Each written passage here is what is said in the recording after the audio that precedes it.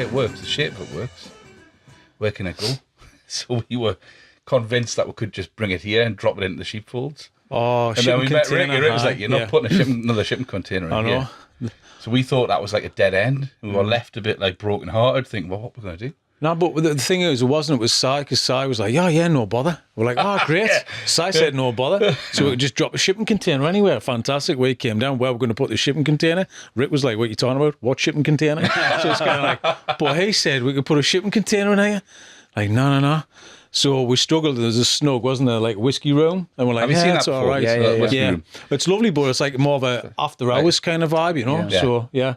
And then we came in here in this very spot. There was just a bunch of builders sitting out in the sarnies on this table. And it was all concrete and dust. And we're like, perfect, you know? So yeah. So it took us about a month. Yeah. Something like that, just to build the whole thing out and just get the whole functionality of it. Because as you well know, XLR cables need to be very long to go around a room. Do you know what I mean? So is this your world then? Yeah, boys? I guess. Is this it? Yeah. Well, I mean, XLRs have been around my being for years now, being a musician as well. So Marty be the same. How many XLRs do you think you've been through in your life? Well, I've got at least 25 in my van. Right now? 25, 25 in his van outside of here now. But you've got to know how to coil them up correctly. You've got it. There's a way of kind of managing your cables, because if you bend it and snap it, that's it. You ghost. Yeah. And it's always at connection ends, isn't it? Got to do it properly, because it shows your rookie status if you kind of do it. Well, So when you're at a venue and you're packing your gear up, if you're doing it correctly, everybody else can. Like especially sound guys and stuff like that would be like, this guy knows how to coil a cable. You get some crew respect, don't you, when you know what you're doing? Yeah. And I think it's the same when you're doing when you're reeling extension leads back up. You know, there's a technique to it. Yeah. Because I've had many a client try to do, oh, can I give you a hand? And you go, please don't. I'll just do this cable, and then it's wrapped around everything else, and then you're spending 20 minutes. It's like the equivalent of like the tradie nod, you know, like when you see another plumber or another joiner, you're like, he's a good lad, him. But it is though. I think there's a mutual respect nod. We've talked about this before. Stood wall. Stood wall. Stood wall. I've talked about this before. There's like mutual respect nods, you know, like bikers do a helmet nod if you're a biker. Yeah. Now, because I've got a VW van, I get away from the VW crew. So I get that. My first car was an original Mini, and all Minis.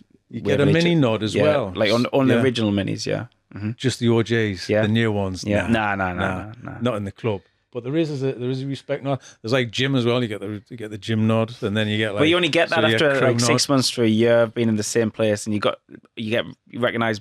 You know, game recognises game in the gym. Game recognises game. That's it. So if you're a regular and you're putting the hours in, people go, all right, mate. But it's the turn up. You can't do that on day one, can you? No, you can't, but it's respecting the turn up. Do you know what I mean? Yeah. And you say the rookie, you kind of go, it's all right. Just keep turning up. Yeah. And then this will get worse, but it won't. Do you know what I mean? Yeah. So I'll talk to you. After the week you guys have just had, did you expect to come in here and start talking about cables? This is the grounding I need. This is the back to earth I need. This is our wheelhouse talking about now, isn't it? That's it. Yeah. Keep it real, man. It's not all glamour, you know. Well, it isn't. We're going to talk about stuff now. So, so what do you think of this setup then, lads? What do you reckon? Is it all right? This, like, really cool. Yeah. You watched the podcast before as well? Yeah. I've seen a couple of the pods already. So I've seen the backdrop, but I've never visited it. So you know, there's no script. Starstruck. yeah, that's like fine. We're recording already. That's fine. I watched the one with Barry. That was really good. Yeah. The thing is, they've had the best and most interesting musician on the episode before us. You know what I mean? My granddad wasn't a lion tamer. I'm really sorry. That clip in its own right. I mean, that goosed me, because I thought you was kidding from that story originally. You know when someone tells a story and you just don't know whether they're joking or not. You've got some people going, I've seen that line before. It's stuffed in some museum in Leeds. Yeah. We've got Wallace, though. We've got our own line. Wallace the Lion. Who's Wallace? It's in Sunderland Museum. We've got our own stuff line in the Sunderland Museum. Really? Yeah. Maybe, I don't know, maybe. That it also ate his lion tamer. There's a stuffed lion in the museum, and it says on the thing, 80s. So I'm not being double bluffed here. It's like no. There's just a theme of stuff. He could have been Barry's granddad's mate and all, you know. There's a small scene back then. What does your granddad do? He's a lion tamer. Oh, mine's a lion tamer as well. Yeah. There's a way out back then. That's a way out. Well, from the mines. Yeah. It was the equivalent of podcasting back then. I bet, Well, everybody's got one. Yeah. Everyone's a lion tamer. That's mad, isn't it? So what's been happening in your world? Because it's been massively changed, hasn't it, in the past few months, especially with the Music City thing. So I need to know more on what's your involvement, what's been happening, because it's exciting, isn't it? Yeah, we're full on, like, full time, like 9-5ers with Music City thing. So about this point last year, we saw that this was going to be like a real movement in the city, and the people behind it wanted to recruit some people to be involved to help try and secure it and write a music strategy for the city for the next 5 years, of which we've achieved. And we were intentionally, we weren't going to go in for Music City status as early as we did, but we just kept on going at speed, and we applied, and we got a really warm kind of indication that if we, followed the protocol and ticked the boxes, then they would entertain the idea of someone joining the gang kind of thing. So that it all happened really fast. Within like 6 months, we wrote a strategy, fully researched and asked the public and the music sector about the music strategy, wrote the music strategy, applied to be part of the Music City's network, gained Music City status, and now we're embarking on something new, which is the Year of Music, which is going to be from June the 21st to June the 21st, 2026. So yeah, and all that time as well, delivering on the strategy. So these are things like policy, things like safe space charter, mental health charter, getting panels and workshops with people from the industry to come to Sunderland, creating opportunities, having real conversations with businesses as well to see how they can be involved in Music City, making it relevant to the city, raising the city's aspiration from an economical and social point of view, using music as the conduit for that, and we've had lives within music despite our surroundings, and we did all right. So now we want to make it easy for our children to be able to find mentors, drum lessons, guitar lessons, studio time, rehearsal spaces, venues, and that's all there right now. Yeah. It's amazing. And when we started out, it was there just wasn't anywhere. I mean, I'm pleased that it's coming to people who've actually lived it and done it, because that's, for me, that's the perfect people to do it as well. Because it gives the whole movement, it gives it credibility from the get-go, I guess. And when you were going through that period of consultation and talking to businesses, talking to musicians, if you guys had just been people that were sort of parachuted in from a creative agency or something, I guess it wouldn't have stuck. Yeah, but the fact that you had game, you've got experience. But we know it happens. Yeah, I know. But the thing is, it happens though. It does, because you've seen it before, and you get frustrated. Why we applied, because we didn't want the usual suspects to get it. Yeah, I must admit, when I saw that job opportunity come up, I was a little bit nervous that it was going to be somebody maybe from out of town or even London, perhaps, who comes up, takes the job, just as maybe a ticky box exercise, because we've all seen it. But like I said, me and Frankie have been music makers for like 20 odd years, 40 years experience between us essentially. So when we were knocking on people's doors and getting in touch with people, yes, we did know quite a lot of them already, but then we found out so many things we didn't even know existed. It was really, really exciting. Symphony orchestras hidden away in Millfield. Yeah. Ukulele groups that have been going for 30 years. People who might have been on the extreme or maybe the folds of society, just cracking on by themselves. But me and Frank, you've tried really hard to go and get them involved, get them like, you are a massive part of this. You always have been, and you're part of the reason, a major part of the reason why we are a music city, and we always have been. See, I think that's really powerful, because quite often people like the new and glossy stuff, right?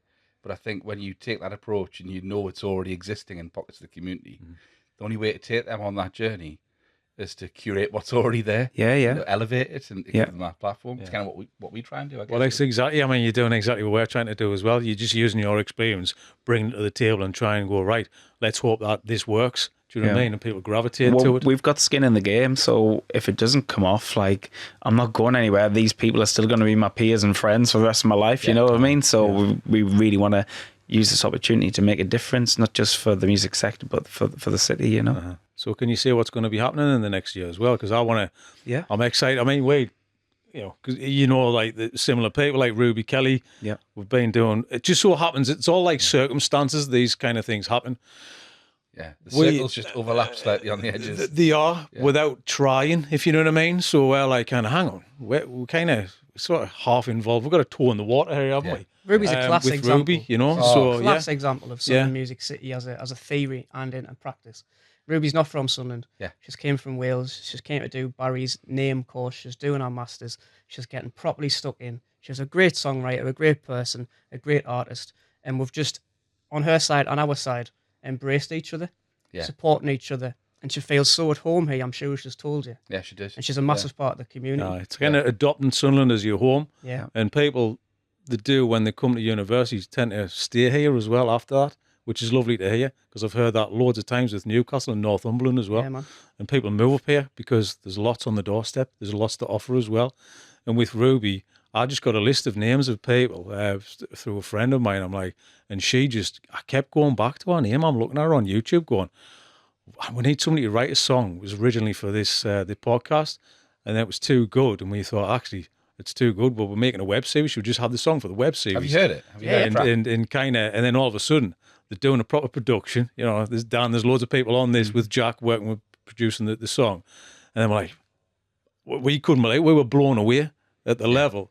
And it was just how quick you turned it around and how she interpreted the brief and everything. It was just fantastic. So high end, so professional. And we're like, well, last week we thought, well, we've got to make a music video. So kind of now we're on that way. I saw that was in the Peacock. Yeah, it was in the Peacock. So we filmed the beginning of it. Just kind of, you know, sort of small crew, just knowing how we do it, you know, because we've got the experience, and Ross, who's directing and putting the thing together. That's what he does, music videos. So I'm like, well, who better to use? Let's keep it in the family, if you know what I mean. Keep it in the area. So we're excited about it. Who knows where that goes for her, though? You know, we give that experience of why doing not? Something at that level. Yeah.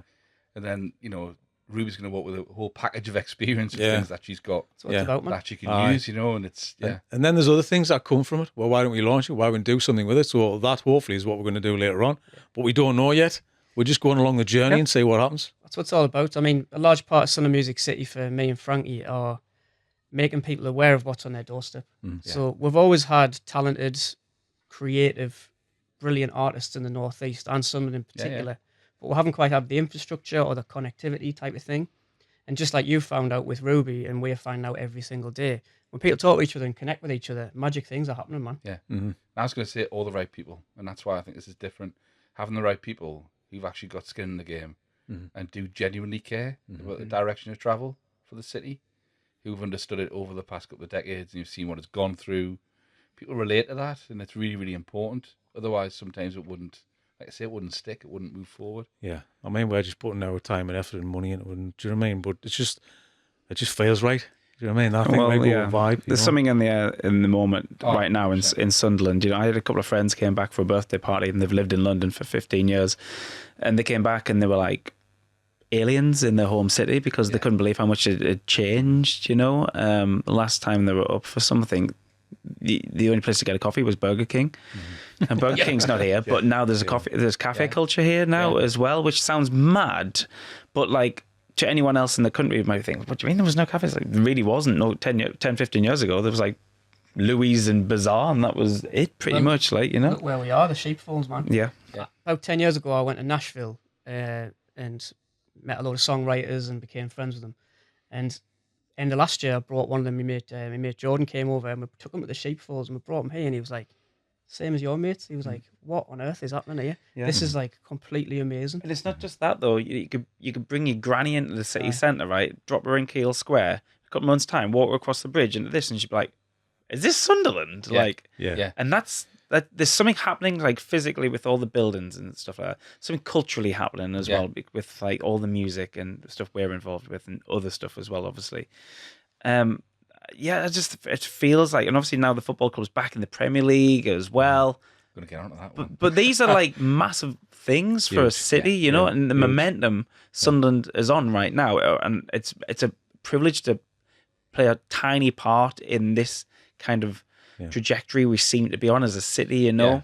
But and obviously there's people falling along the way as well, and it's never hard. Nothing worthwhile is easy, you know. It's always hard. And we lose events, or we'll lose a good business, or an old business has been around for a while and they fall by the wayside. Like, this is not just happening in Sunderland, that's happening internationally. That's happening internationally, right? But something is really in the air right now in Sunderland, and we're getting up to speed.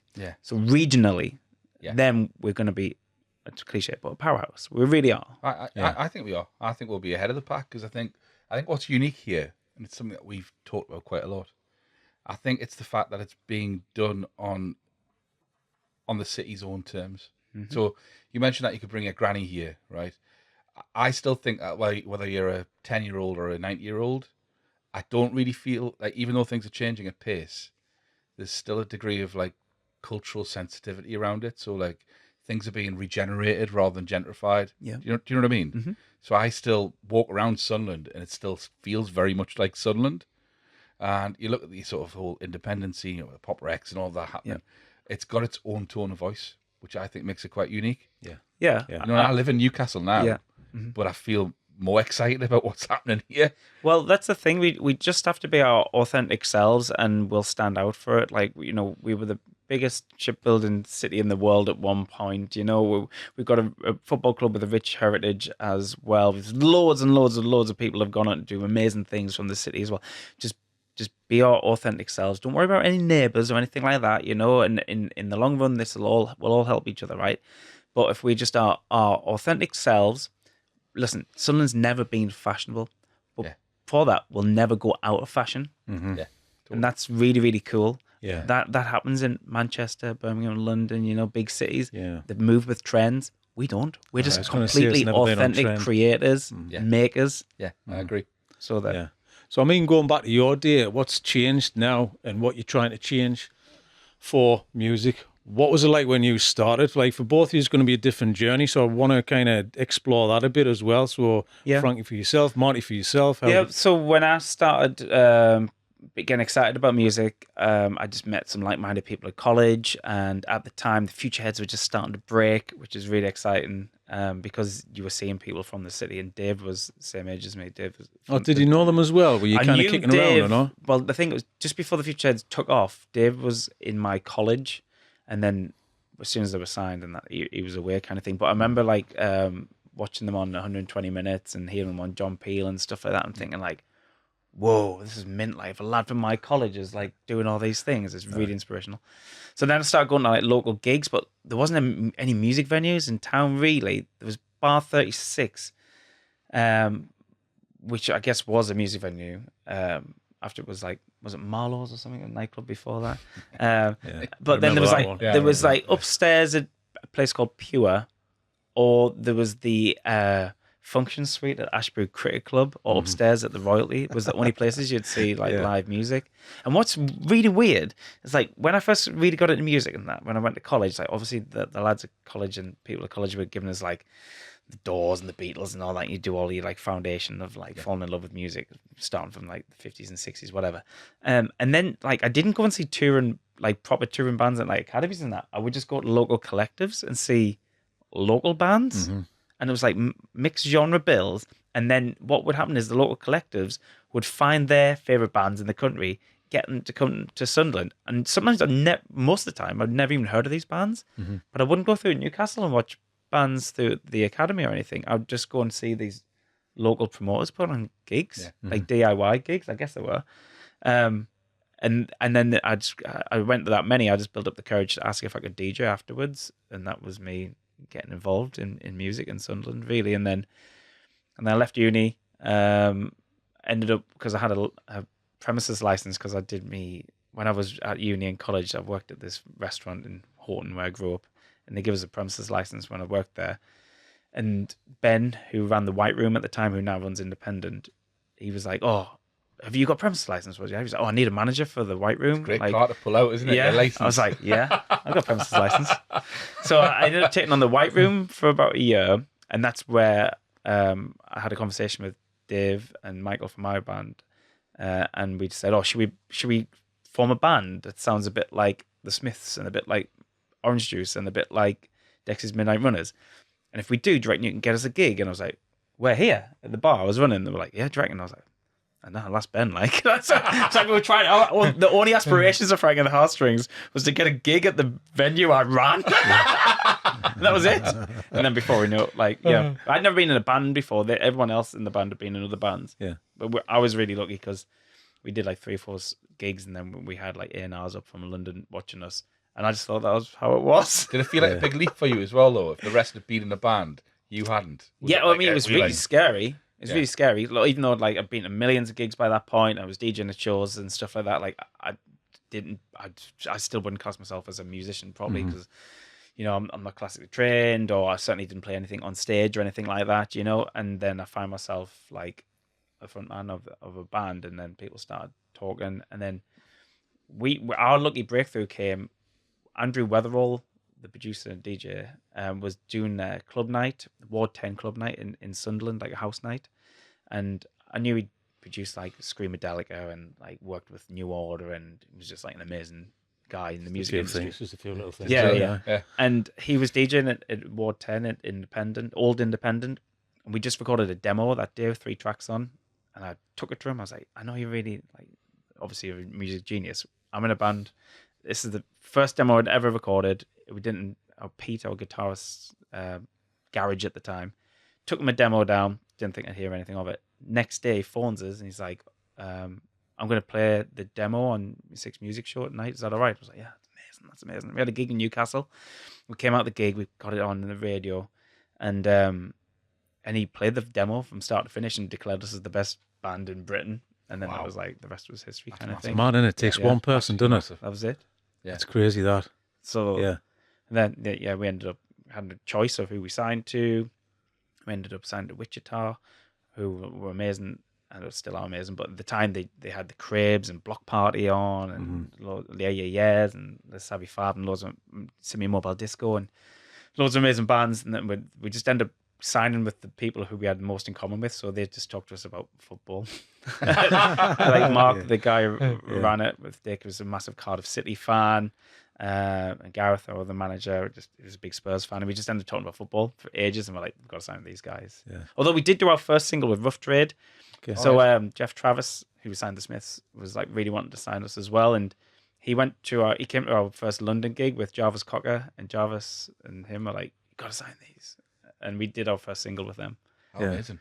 But yeah, and then we went off and did 3 albums. So quite surreal though, Frankie, to kind of go from nothing. Like, you got to have like that imposter syndrome. Like, yeah, it was really fast. Yeah, to go from that to, hang on, Jarvis Cocker. Yeah. Kind of once. Well, you just end up like, you know how it is, Mark. You end up like hanging out with like your idols essentially. Yeah. But do you just adjust after the moment's kind of like... Yeah, once you meet your first like megastar, it's like water for ducks back. Really, you realise that most people are nice. Yeah, they kind of are. I mean, it happens, doesn't it? Do you know what I mean? It's just because then you feel you're accepted in that level. Yeah, and then you can kind of just talk about having a cup of tea and what Yorkshire puddings you're having at the weekend, and that's kind of what everybody talks about. Most people want to talk about. That's exactly it. Yeah. But did you, when you got to that point though, like being a front man with a bit of imposter syndrome, who would not be in that position, did that dissipate after a while, or did it stay with you? No, I think it's still with me today. To be honest, a little bit as well. Like I think I've just been really lucky to that extent. But then other people will tell us, you wouldn't do all the stuff you've done since then if you weren't that kind of person or something. Journey, like that. Isn't it? Yeah. It's a journey, and it's who you are. I don't know. I really don't know, but like your journey. What about you, Marty? Wasn't it? Yeah, very different, but very similar, I suppose, in a sense. I never tell him because I didn't want him to get a big head, but like Frankie was a big inspiration, like little bits further down the line, their band when I got started. Mm-hmm. But I'd been writing songs since I was maybe 14 or 15. My background was, if you can believe it, was more like metalcore, post-punk, quite heavy music. Yeah. Sweaty, basically. I was sweaty. I had the big jeans and, skateboard and all that. I couldn't do it. I kept no wrong with that, Marty. Yeah. But, you wallet on a chain and all that. Yeah. Anyway, like, was making that type of music with my first band. They were called Counter Attack. I loved it. Nice. We're playing like, we're playing the Royalty and we're playing Q Club, Rackerfest, and our big ambition was to play above the Bury, I still haven't achieved to play above the Bury, unfortunately, but I'd love to. And then we were doing gigs with that type of screamo music with a load of metal bands in Sunderland. It was class. Then I went to college, the band kind of fell to bits, and, I was still friends, but we're just doing our A-levels or whatever.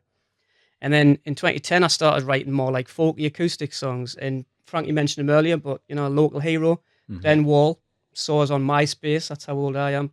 MySpace? MySpace profile. Yeah. And he gave us my first gig. Like he said, do you want to open up for an act that's touring? And I was like, amazing.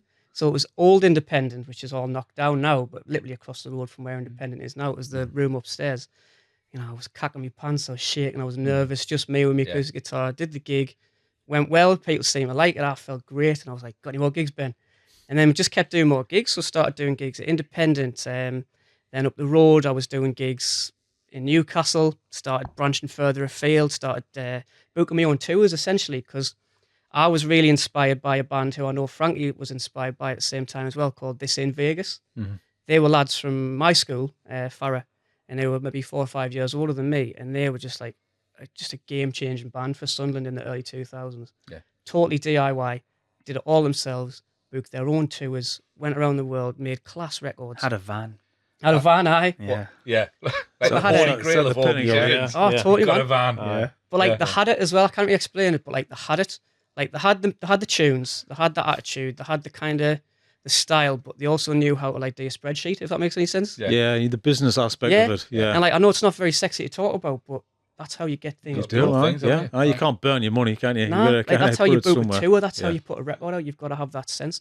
So in that sense, they were incredibly inspiring to me and like people of my generation, and made a lot of people start a band, including myself. You know, and then like the rest of it, made an EP with actually the guy who was in Frankie's band at the time, the guitarist Mick Ross.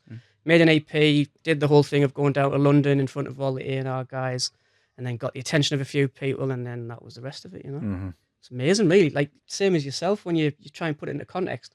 All that happened in the space of like 2.5 years. And then I made an album in Nashville, mixed it in LA, came back, toured it for like 3 years across Europe and all over the UK. And then had a burn and COVID happened. But it's just, but it's absolutely mad.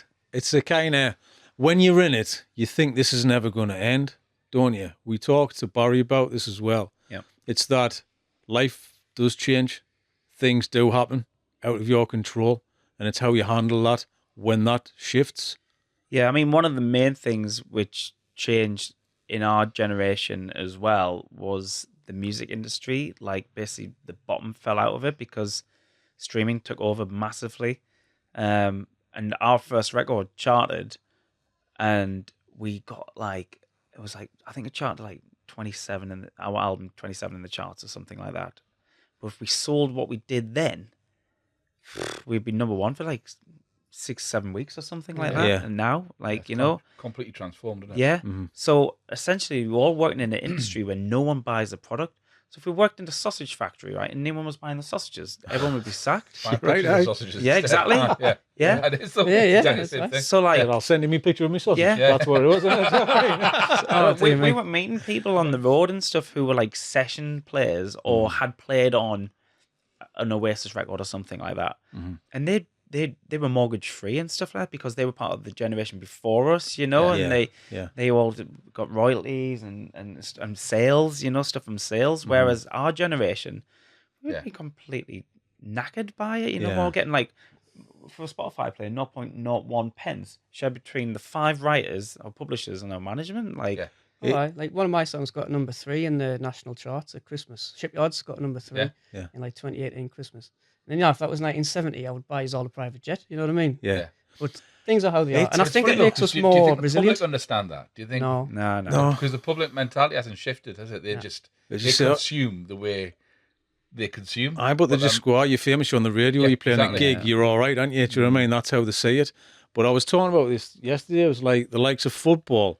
We were talking about footballers. If you were a footballer in the 1970s, you were getting out compared to now. It's That's the other way around, flipped, isn't it? hasn't it? That's The other way completely around. changed, hasn't What's it? happened there? I know. Some kind of weird that? quantum leap going on Yeah. there. But it's mad though, Frankie, but it is so, isn't it? Because you're going, well, hang on, they're riding off the coattails of one bloody album. Yeah. 3 hits. Yeah. And they get, you know, 3 private hits? jets and that, Yeah. 3 hits. Well, and a there private is jet. money still to be made. So, like, I guess, like the touring thing, that's the record affects everything. So, first of all, bands don't get advanced anymore. So, you sign to a label, you probably don't get enough money to leave your job now. So you've got to try and cash flow that. If you're going to be totally. to things. So Or... there's probably not as much, or if any, tour support anymore, which was a thing. So the label would give you money to go on tour and pay for the van and the hotels because they know it, and eventually they get it back in record sales. That's not happening anymore either. If you've got a record coming out, you've got a reason to be on the road, but to sustain something now, you're gonna have to put a record out at least every year to be eligible to do the festivals and stuff like that as well. Just keep it interesting for yourself. You don't want to be playing the same one album. I will say though, 15, like, it 20 has years or whatever. changed dramatically, even in the last 10 or so years. Pros and cons. But there's absolutely nothing wrong with being a teacher or a dentist or a carpenter and still putting out mint records. Yeah. That's totally legit. Yeah. Creative careers, as you'll know from speaking to people, are very different than they were 10, 15 years ago. We've all got a lot of strings to our bow now, and that's just the way it is. But if we're going to encourage young'uns and people making music that this is totally fine and totally legit, then great art will be made. I think you got to be multi-talented now. You have multi-skills as well. Yeah. And I think encouraging people to be multi-skills, that's where the future is. Because you see, you've got to like create a podcast, edit the thing, make sure the sound's right. There's a lot of things going on in there. Visually, you need to understand the camera setups and all that kind of stuff. Same with writing. If you write it, play the music, produce it, then at least you're off to a good start, aren't you? So it's not like, I'll write the music, I'm the front man, they all do the job. Now you've got to do all the jobs kind of thing just to get it out into the ether, don't you? Yeah. It's just the way it is. And I think, there's nothing wrong with that. I think it really does make you quite resilient. It makes you have different skill sets. All the young'uns are doing this anyway. Yeah. So, Yeah, but it's needs must. Yeah. That's why. They've had to learn and go, well, they haven't come from a kind of a comfortable background where you just write the songs and then somebody produces it. They've started out having to do the graft themselves from the off, haven't they? And they do, and they can. And do you know what? They can do it all on their phones, which is mad. Yeah. Like you can make you can demo an album, make an album, make a music video, do all your artwork. You can do it all on your phone, like, and they've got the power in their hands to do it.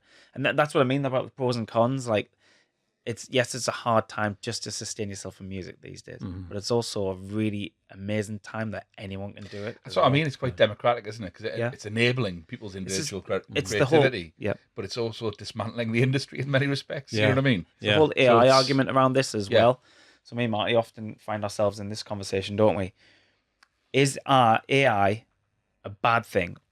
Is it a bad thing that a kid in a council estate can make an album on his phone and get a symphony orchestra as his backing track through AI? Is that a bad thing or is that a good thing? Because to him, that's an amazing thing. But to the violin player in a symphony orchestra, that's a bad thing. But on these debates circular though, like, I'm 47, right? In the 90s, we were talking about dance music like that. sampling. Sampling and, because it's just about recycling and using what skills you've got. I suppose the thing that ticks me off about AI is the rights issue.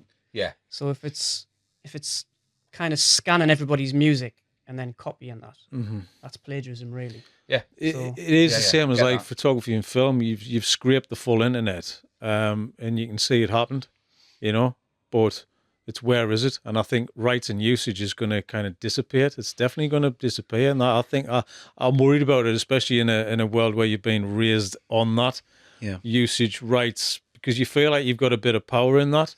Now I think that's going away, but clients are king because they're the ones with the money. So therefore, you can't charge the thing because they'll just go, it doesn't matter, I'll just get them over there. It's cheaper. Yeah, and I completely agree with you, but I do still think there's something in being really authentic, and you can tell if an artist or person is informed and really loves their craft in what they put out there. Is it completely original and stuff like that? And I think that's really exciting still.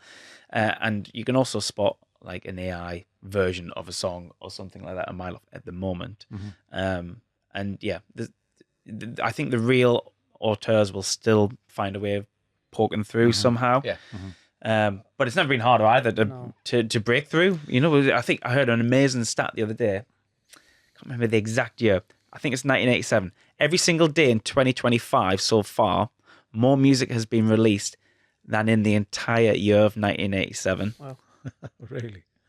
So that's how hard it is to break I will through. say though, if I'm got me educational hat on, because I teach as well, I've continued to teach since 2010. If AI can help somebody, like you said, from maybe a disadvantaged background whose parents or carers or guardians can't get them cello lessons or whatever, and it helps them make music and express themselves and be creative and do what they want to do, I think that's a good thing. But like you said, if it puts musicians out of work, then that's a bad thing. I suppose it's about what's happening in the periphery as well. Yeah. I guess in the situation that we're in Sunderland, when you've got the Music City stuff happening, so there's infrastructure happening, and you've got really strong educational elements happening. There's grassroots stuff going on. If you've got that community going on around it, then there's a better chance it's going to nurture and enable that person. Which is why that's not there. Yeah. And you're fully reliant on AI. Yeah. It's tricky, isn't it? It's a tool. If it's used in the right way, I think it's powerful. But obviously, as we always know, big corporations might use that to cut out people. And of course. Which is not cool. Yeah, I mean, I heard, I think there was a stylist last week I was talking to, said H&M's just signed their first AI model, which is quite unusual to hear. Like, well, what is that? And I think it's taken from they're using the body of somebody, but they can manipulate that person into whatever they can. And also, it might, we're going to do a photo shoot or a film shoot in Spain. Well, we don't have to. I'll just type it in. Do you know what I mean? We've got the character there. We've got the rights to use that person in any guise as possible. And then we can just drop in the background or wherever it is. And then there you go. You got a campaign. How many jobs are going to be lost from that? So I completely agree. It's great for sorting out the isolation audio on a track. Tidies it up lovely, right? And also, when you're doing subtitling and all that kind of stuff, it gets you there quicker. But it also takes away other people's jobs. It's really tough, isn't it? It's a really hard conversation to have. It's tricky. There's a yin and yang with everything in life, though. Yeah. Everything. Yeah. There's still something really cool and romantic about the analog world, though. Yes, like having a proper DJ to play records and having the value in having and holding something. I think, and I think real collectors and real people who are passionate about things like to have and hold things still. So I think there's something in that, but God knows where we're going to end up. Well, it's like records came back as well, Chris. Do you know what I mean? Would you ever thought records come back? We never went away. Never went away. My house never been away. It did go away, you know, but then it went to, CDs. And then, I mean, even like films, DVDs, laser discs and stuff, and then that went, and then they came back, and then now it's just everything's online. So that's how I got into music, honestly. I think me and Frankie spoke about this at length. Like, my mum and dad had a massive record collection. And I remember looking through the cupboards when I was a kid, it's been 5 or 6 or something, didn't know what they were. I just liked the funny pictures on the front. And then I got a bit older and I remember that from when I was a kid, and I started playing them because my mum still had a record player. It just changed my life, basically. I've still got them all as well. Yeah. What was that first track? What was that thing that gravitated you to music? It was actually at my nana's house, and my nana had a compilation album, I'll never forget it, and it was like disco hits from the 70s. And I remember Michael Jackson was on it. I think it was like Don't Stop Till You Get Enough, Jackson 5 or something. Yeah. I'd never heard an out like it. Yeah. I've been listening to Sesame Street songs up until that point. I was just going to say, out the back of my head, I was thinking, I think the first bit of vinyl I listened to was Keith and Orville. Keith and Orville. I wish I could fly. I mean, that was a cracking track, wasn't it? Yeah. I remember buying Shakin' Stevens. I'm not giving you any jip there. Yeah. But what about yourself, Frank? What was that first kind of record? Well, the first, introduced? Yeah, my dad had a mobile disco from like the 70s all the way through, so there was always music in our house. But I remember being in the car and listening to Dark Side of the Moon on tape. I remember that was like quite a mind-blowing thing. Michael Jackson again. I remember we got our first CD player in the household. It was like early 90s, and he got that Michael Jackson album. Was it jamming that on it? Yeah. What? No. It was like a black cover. It had Leave Me Alone on and stuff like that. What was that Michael Jackson album? I remember that, and that was just like mind blown because it was on CD as well. I was like, what is this sonic experience? That was good. But the first record I ever bought, because my dad used to go down on Saturday morning, spin in disc and get the records for the disco on the night he was doing on the weekend. And I went down and I got Do the Bartman by Bart Simpson on 7-inch. Classic. Yeah.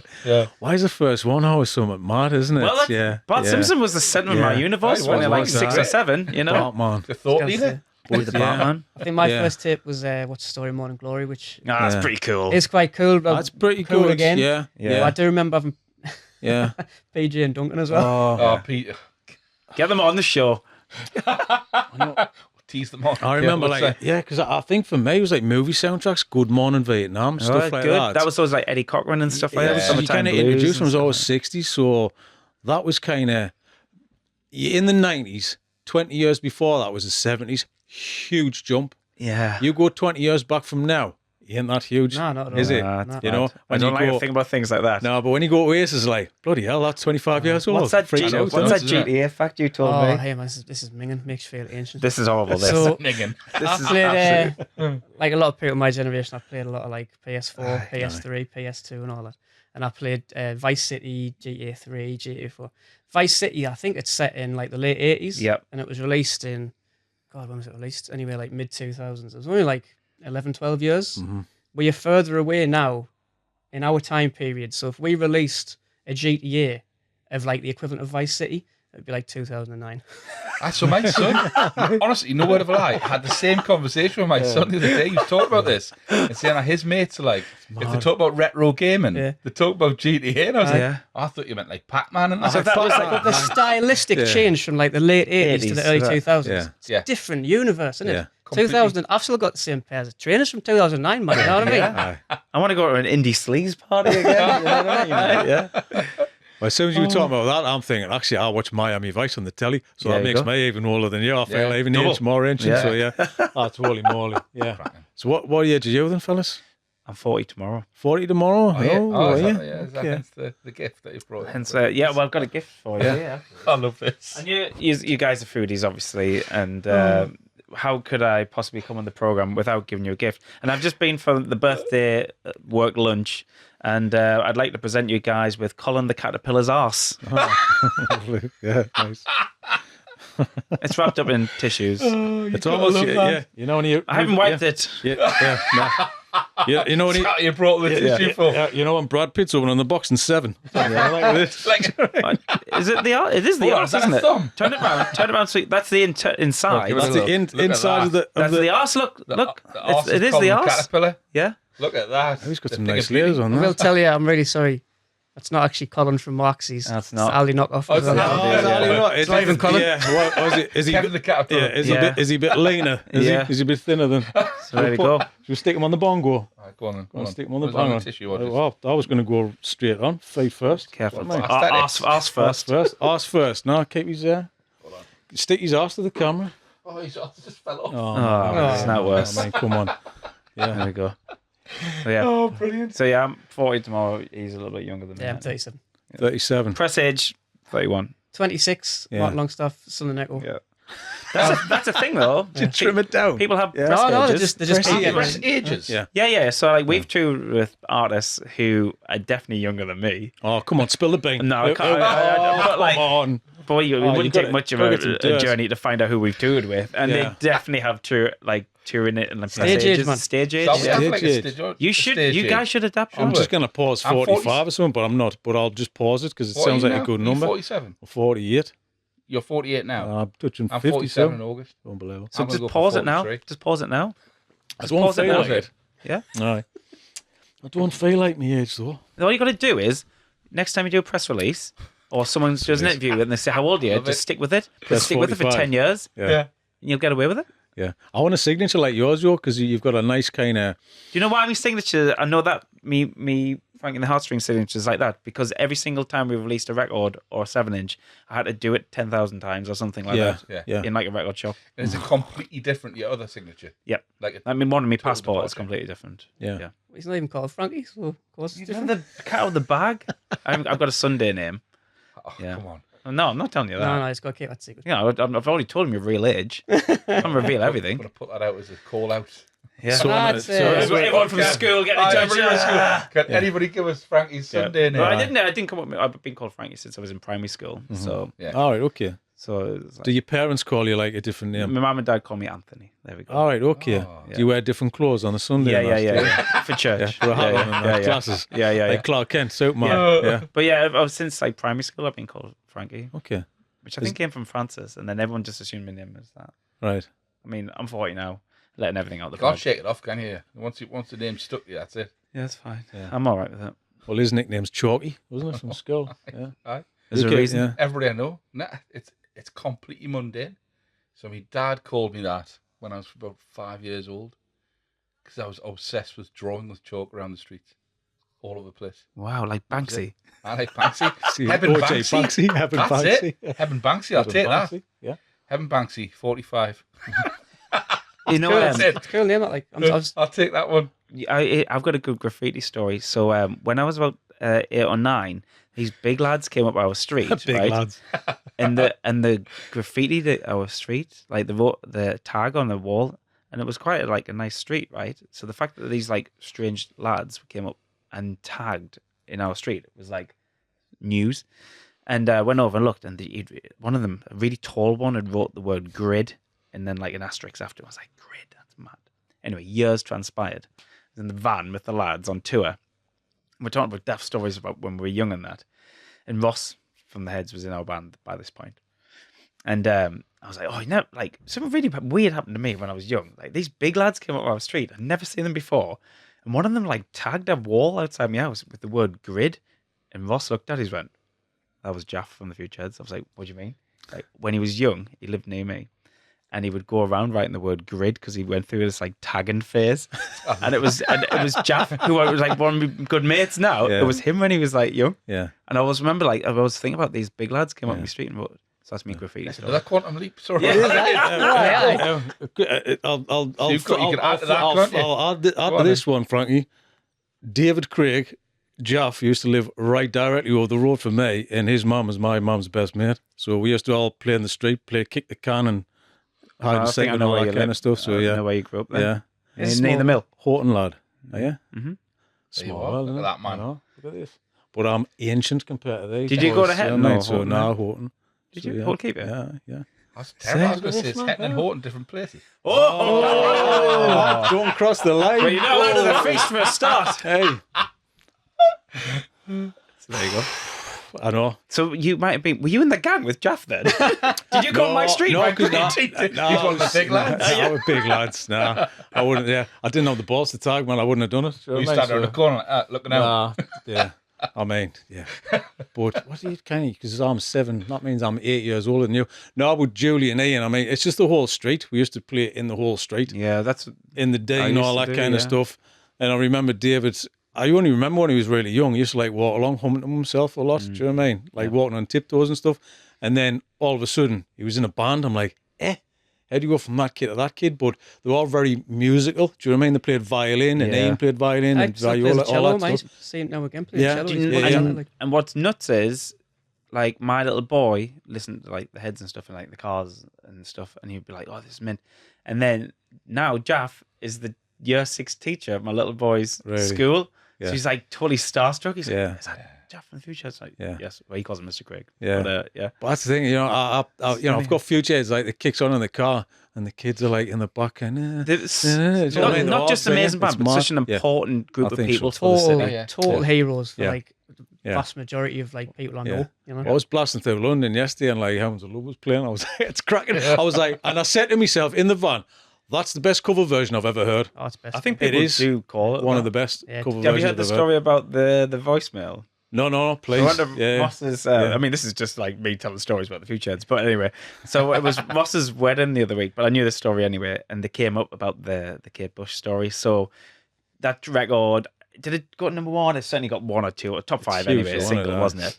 And out of the blue, a phone call comes in to Ross. However, it goes to his voicemail, and it was a voicemail from Kate Bush saying how much she loved the track. Thank God for that relief. I was freaking out. She was like honoured that they'd done it, and keep in touch and blah blah blah. And apparently at the end of the voicemail, Ross pressed delete by accident. So none of the other lads got to hear it. Never. Can he not get it back? No, gone forever. Oh, tell you what, you'd be trying to get Jack Bauer on that one. Get it back. I need it back. So it was endorsed. Anybody know any techie guys? Anyone work for O2? He's doubting yourself. So Kate Bush, that really happened. She did, yeah, exactly. She said it was great, but then there was no evidence. So. Oh, should I email a kick and you do it again, please? I would, but I do think it's probably one of the best covers I've ever. Oh, it's game changer, man. Yeah. So I remember, you might have heard Sunderland City sent a detached youth project. It was like early 2000s, and it was next to the hospital, and the Futureheads used to go there. And I remember we were maybe like 14, 15. And it was when the Futureheads' first album came out, and we were all, like knockabout lads, just trying to make music, just doing anything we can. And they brought in the Futureheads' first album on vinyl, and I remember like seeing it, and it was just a game changer. Like, a band from Sunderland has made this.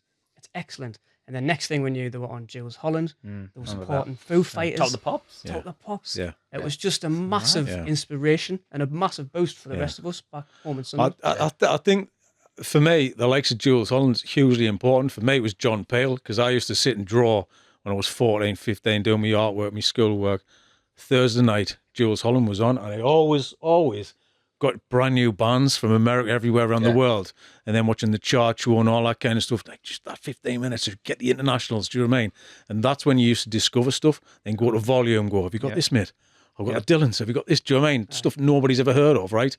And that's how you used to discover things like that. Now, for me, I've discovered so many new bands, Jules Holland, and I think he's just as important. And I think we need more of that as well. Because less of it. But it's less. But for me, it's so. I'm always asking younger people, have you heard it? What about what's happening now? What you listening to? Give us a list of people.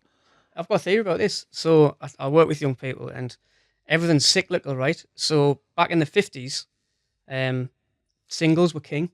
So you'd have an artist that smash out a single, they'd smash out a single, they'd smash out a single. And the 60s and 70s came along, and it was all about the album. That's been my understanding of music since I was young. Albums. I'd listen to albums. Like anti-HMV, buy a CD, take it home, listen to it non-stop. Artwork, sleeve notes. Yeah, everything. read everything. Yeah. That's all gone again. And we're back to the 50s where kids just have a playlist of singles. They don't listen to a band's album that's anymore. A really good point. They just listen to a single because they like the vibe. Yeah. And I don't know, hopefully it'll go back to albums again, you never know. But it's just on a cycle. But now, I mean, the artwork's still a thing, because now you've got moving artwork, because now it's on a phone. Just that visual movement on it just adds a bit more of an element to it. It's just drawing your eyes in, its market, and that's it. That's all it is. And I like the fact that Barry said, they were in touch and they kind of connected to the artwork as well. They had a hands on everything. And I think that's important as well. Having a hand, not just turn up, going, do me headshot, and then that's your cover. Come on, man. You got to think about it. Oh, yeah. What's the essence of what you're doing, what you're trying to say? You know? Oh, everything. Every single decision we took as a band was because we had the privilege to make that. So the album titles were really well conceived. The artwork we spent hours and hours slaving over, like which artist we would use or which photo we would use and how it would all be uniformed. Music videos, we go through every single treatment to make sure we picked the right one, and it's an ethical choice. We had to do, we were in a position. Also, you're in a position to use your platform to elevate the next person's platform as well. So we'd always take out someone breaking through from the region on tour. We'd use local videographers if we can, local photographers if we can as well. Local illustrators if we can, local merch companies if we can, local van rental companies if we can, like every single step we try to pull the next one up, and I think that's a Sunderland thing as well. That as well. I think we mentioned it before, but like if you're doing a gig in town, you might not be affiliated with a particular band, or you might be in a different scene, a different kind of musical scene. But if you're amp knacks, you say, "Oh, can I borrow your amp?" And everybody wants to help you out. It's always been like that in Sunderland. People help each other out, even if you're not massively affiliated. And with the Sunderland Music City project, we're taking that as well. Anything we can do to help, break a glass ceiling or burst down a barrier, me and Frankie are all about that. Can I ask how the stuff around, because you've both got different relationships, I guess, but how the stuff with the football clubs happened? Like, 'cause you've both got different relationships and different journeys towards those things. Like, I know your stuff with Shipyard. I want to know how you lurched away from like metal to folk, right? Why not? and what that looked like. But then how the collaboration and the sort of relationship with the football club happened. You go first. That's quite unique, I think, for a city. Do you know what I mean? Yeah, it's a massive part of my life, I've always been into football. It was my primary passion when I was a kid. I was a striker for secondary and primary teams. Absolutely loved it. Was on a Sunday league team. And all I ever wanted to do was be a footballer. My dad worked for the FA. My dad was a footballer. My uncle played for Sunderland in the 60s. So it was just in my blood, essentially. Didn't happen, I went to school with Jordan Henderson. Yeah. He was a year below me. And when he joined the A team at Farray, he just blew us all away. So we were like, right, I'm packing in now. But the music side of things was just like a secondary passion because of my mum. So football for my dad, music for my mum. And I've been so lucky to merge the two with Shipyards. It was a song on an album I made in 2015. It wasn't a single on out. The lads from Fulwell 73 got wind of the album, must have liked the track, and then I got an email out of the blue to say would like to use it on this documentary. I didn't really know much about the documentary. It was still in the kind of early stages. I thought somebody was having us on, so I was like, is this real deal? And then they're like, yeah, it's real deal. Rang them, and that's the end of that story. And it's just went 2018. Frankie was working at the club, asked us to play on Boxing Day in the centre circle. It's absolutely incredible. Cannot even explain it. Yeah. Obviously, I was watching the match and I was worried about whether we were going to win or not. Next thing I know, can you come and sing? I sang, 46,000 people listening, singing 47? along. Yeah, it was a sellout, sorry, 47,000. It's as good as being a people. striker, isn't it? And I was like, Yeah. still makes us tingle, to be honest with you. And it's been an amazing journey. I still get messages every other day of people saying, I listen to that song, I started following Sunderland, or I love the documentary. Well, not just here, though. I mean, like, Yeah, man. globally. We went mad around the world. My mum and dad's just been on holiday. Bless them, they're retired, so they go on holiday and that now and again. They went to Limone in Italy, and they just walked into some bar, and it was a Sunderland supporters bar. There's a few Sunderland supporters bars in Italy. And they were like, all right, what's that? And they're like, Sunderland, man, these Italian guys just fell in love with the club because of maybe that documentary. It's incredible, man. It is. And what's not a love? Yeah. That's great. And it was I love groundbreaking for its time, really. And I know loads of other clubs have followed suit with documentaries that are similar. But Well, that stuff, it's inspiring for the younger people now as well, because you've got a story like that, and you can pull that off the shelf and go, look, we all have the same passion and the same love for music. Just keep going and keep doing it, because you never know what's going to happen. I think I'd like to get the message across that, like, I'm not special, like, if that makes any sense. Like, I don't have, a genius songwriting brain. I don't have a musical knowledge that's outstanding. I just like doing it and I enjoy it. So I've written songs for a very long time, put a bit of effort in, took risks. Yes, I've failed, but I've also succeeded. And you can do it if you want to do it, basically. Just have a go. Do it yourself. Yeah. Aye. And Frankie, your relationship with the club then, because I listen to your commentary, because it's like listening to a fan commentating, and all of it. Yeah. How did all that happen? So my initial kind of involvement with the club, I mean, I'm a Sunderland supporter, similar to Marty, like played football, Sunday League, all the way through until I was like 17, whatever, for school teams and stuff like that. So it's like a genuine love for the sport.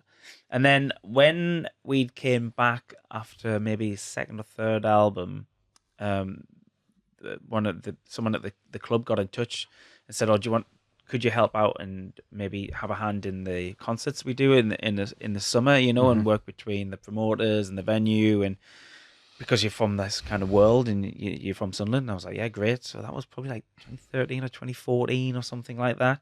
So I ended up working at the club and on the concerts and doing all sorts of things around the concerts, and then I got asked to help with the fan zone at the time in the Premier League. So I would book loads of local bands to play. And then I got involved with the matchday playlist. So I would try and make that cool and authentic, and also put local music in there every single game as well. And then they wanted to do a change of announcer, and I was announcer in the bowl. And then COVID hit, and they very quickly had to come up with a solution to allow fans to watch it. And I was in the very fortunate, unique position, whereas I got asked, would I like to present the matchday coverage and also commentate on the matchday coverage, but also be the PA announcer as well at the same time. So that was like the first season of COVID. So there was still like league requirement that there needed to be a PA announcer, even though the stadium was empty, for like subs on and off or something like that. But it was totally weird. I literally had two microphones. One was for the ball and one was for commentary. And that's how it went for a full season. It's like having two signatures. Yeah. Well, yeah. Which one? Yeah, remember which one. Prior to being in the band, I studied radio at university. I got a degree in radio production. While I was doing that, I also worked at hospital radio. So I had previously commentated for radio, but for hospital radio. So that was the only experience I'd had. But I had a kind of passion for radio anyway, inspired by John Peel. But sports radio, apart from the bits and bobs I did for hospital radio for the match, I hadn't done anything. So it was a massive learning curve. And of course, like before this gig kind of was invented, the only way to learn how to commentate for television was if you were on like Sky or Match of the Day. Like, I mean, there was no such thing as in-house channels, really. Yeah. So I was really, really bad at the start. Well, one thing I should say about me being a commentator is I am a commentator by definition, but not by craft, because I'm employed by a football club, which means I'm going to be biased. And it's absolutely hilarious the amount of people have got in touch over the last couple of weeks and said, "Oh my God, I can't believe how biased you are." I was like, I'm literally paid by a football club to do commentary, right? Yeah. So it's I'm paid by a club to do it. I am a fan of the football club. Yeah. So it's genuine excitement. And it's for television. So it's really unique and completely different for radio commentary, which Nick Barnes does so well. And of course, you know all about that because he's been on the program. And yeah, it was a learning curve, a very fast, steep learning curve, one of which that a senior member of Sky Sports Broadcasting had a word with me after the first game and said, if I can give you one piece of advice, do not go on social media tonight. And I was like, really? I was like, yeah, don't go on social media. And he said, in fact, I would avoid social media after every game. And I was like, okay, fine. How bad could it be? My God. Well, you're like, I've got to peek behind the curtain. You shouldn't have said it because now you're going to go on. God. You'd have to, wouldn't you? You just got to peek behind that curtain, just looked once at one comment. My I gotta say though, your commentary when that Dan Ballard goal went in is like iconic. It is absolutely iconic, and it like all of my mates shared that and absolutely adore it, as the rest of the city and every Sunderland supporter going. So yeah, I mean, it was a fan's reaction though. Yeah. I think, you know, if you've stuck a microphone in front of any fan, and what would their reaction be? It would be screaming like a little girl, essentially. Yeah. And it was a very unique moment and a unique point in time. Yeah, like yeah. But you can't write that kind of thing. It's got to come from the heart, hasn't it? A lot of people have said, "Oh, how did you prepare for that? Or did you have any lines written?" I was like, "No, of course you can't. No. You can't prepare for that." No. And I think if you did, it would sound contrived if you did have any lines chosen. Yeah. And then Wembley as well. So they did put a GoPro on me. I don't know if that's going to see the light of day, but when Tommy Watson scored at Wembley as well, I think I collapsed. Like, I honestly think I collapsed. I said, "Oh my God," and then just collapsed. And people say, "Oh, why didn't you say like a big line or anything like that?" I was like, I was just overwhelmed. And at the final whistle, I didn't say anything. I didn't say anything for about 2 minutes. Yeah. So that's how I ended up at the football club. And I always try and involve the community a lot. So any kind of music they need or any kind of creators they need, I always say, you should use this person from Sunderland, use Marty, you know, like get people on the pitch, get Tommy Smith on the pitch. Like, I'm always trying to use the club's platform to better or to expose the talents we have here on Wearside every single match day. And now we're going to do it in the Premier League, which is brilliant, you know. And the club are amazing, man. Like the management get it, the owner gets it, all the staff. They didn't initially get it though. No. I had to battle just to get a local track on the matchday playlist. You know, they didn't see the value in that. But it's very we really appreciate, you know. But do you not feel like it's just the club has caught up with itself, or it's catching up with itself now? Yeah, it's got a completely different place. Yeah, to where it was even 4 years ago. Even, you know, night and day compared to the last time we were in the Premier League. We've got an owner who cares and seemingly loves football as well. He's a bit of a football nerd, the owner, and that goes a long way, especially with Sunderland fans. We've got people in positions of power like the chief business officer and the chief sporting director who know football and are football fans, and one of them is a massive Sunderland fan as well. So that's why he's getting massive things right off the pitch. You know, I think David did the Hummel deal when he hadn't even signed on the dotted line for his job, and I'm sure David will come in here at some point and he's got an amazing story himself. But it's no coincidence that people like that are working behind the scenes, and the city and the club are connected, and the players are connected to the city and the fans. That goes a long way, and it's a strong thing. And I think it was Simon Grayson actually who said, if you could turn this ship in the right direction, obviously Simon didn't steer in the cockpit very long, but he was right. If you could steer the ship in the right direction, get it going in the right direction, it's a force. And it feels like that right now, doesn't it? Yeah, it does. I shed a tear in Kiel Square, like, did you? Admit. And then I got covered in a pint of cider. Of course, Did it rain down cider? It did rain cider. Yeah, it wasn't, definitely. Wasn't Vaux. It should have been Vaux or something, shouldn't it? Exactly. Should have been Premier Lager. Remember that? The Vaux guys are bringing that back, by the way. Oh, yeah. Excellent. I know. What a day, man. Yeah.